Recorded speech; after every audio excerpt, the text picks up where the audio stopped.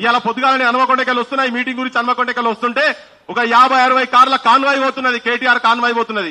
ఆయన డీజిల్ పైసలు ఇవాళ ఒక్కటి రోజు ఆయన పెట్టినటువంటి పైసలు ఒక్కటి కోర్టులో అడ్వకేట్లకు ఇస్తే ఈ కేసు గెలుస్తుంది. ఈమని చెప్పు పోయి తీసుకుపోయి ఈమని చెప్పి వేదిక మీద మాట్లాడు ఏం కాదు, మాకు వేదిక మీద మస్తు మాట్లాడతారు. జనార్దన్ చెప్పింది నేను అగ్రి చేస్తలేను నేను, కానీ మస్తుగా మాట్లాడతారు, ఉకదుంపుడు ఉపన్యాసాలు మస్తుగా మాట్లాడతారు. కానీ కార్యాచరణ కావాలి.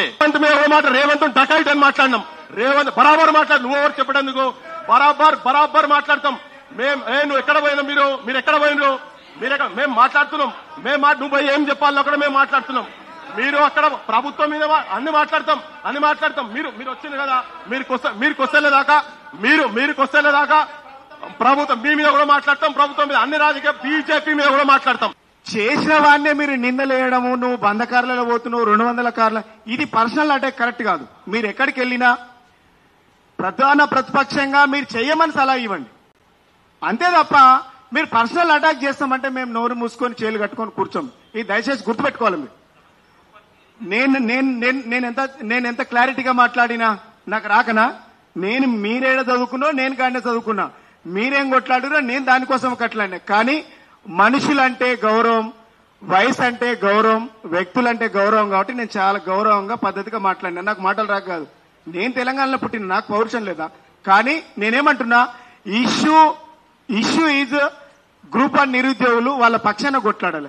ఇలా హైకోర్టు నుంచి సుప్రీంకోర్టు దాకా పోవడానికి జనార్దను నిరుద్యోగులు వాళ్ళ టీం ఎప్పుడు వచ్చినా బీఆర్ఎస్ పార్టీ పక్షాన మేము ఉన్నామని భరోసా ఇచ్చినాం.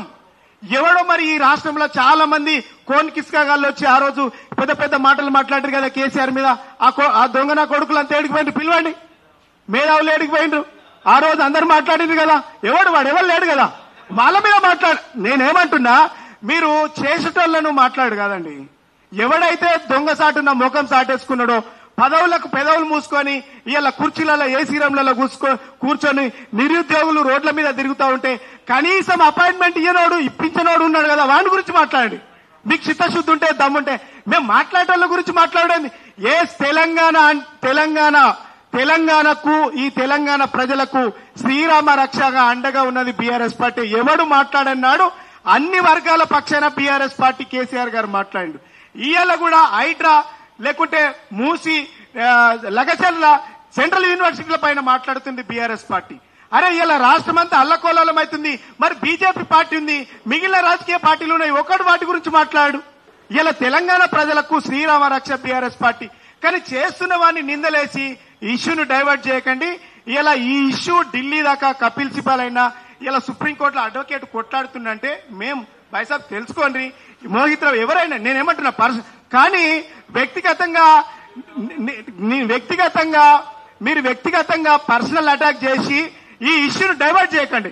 మనం అందరం కలిసి 563 మంది ఉద్యోగాల కోసం 29,000 మంది విద్యార్థులు నిరుద్యోగులు ఉద్యోగాల కోసం రాసిండ్రు. వాళ్ళకి అన్యాయం జరిగింది. రూల్ ఆఫ్ రిజర్వేషన్ అమలు లేదు. ఇలా రిజర్వేషన్లకు వ్యతిరేకంగా ఇలా రిక్రూట్మెంట్ జరుగుతూ ఉన్నది. వాటి మీద ఉమ్మడిగా మాట్లాడి ఇలా దాదాపుగా ఎస్సీ ఎస్టీ బీసీలకు కీలకమైన పోస్టులు ఇలా మళ్ళా 30-40 ఏళ్లు ఆ కీలకమైనటువంటి పోస్టుల్లో లేకుండా పోతున్నారు. వాటి మీద కొట్లాడాలి తప్ప ఇది పర్సనల్ పార్టీల అటాక్ కాదు. ఎవరు సప్పుడు చేయకుండా కాలు చెక్కలు మలుచుకొని ఇంట్లో ఉన్నా, ఎవరు రాకపోయినా, ఎవరు మాట్లాడకపోయినా ఈ తెలంగాణ నిరుద్యోగుల కోసం, ఈ తెలంగాణ విద్యార్థుల కోసం, తెలంగాణలో జరిగేటువంటి ప్రతి సమస్య కోసం బీఆర్ఎస్ పార్టీ అండగా ఉంటుంది.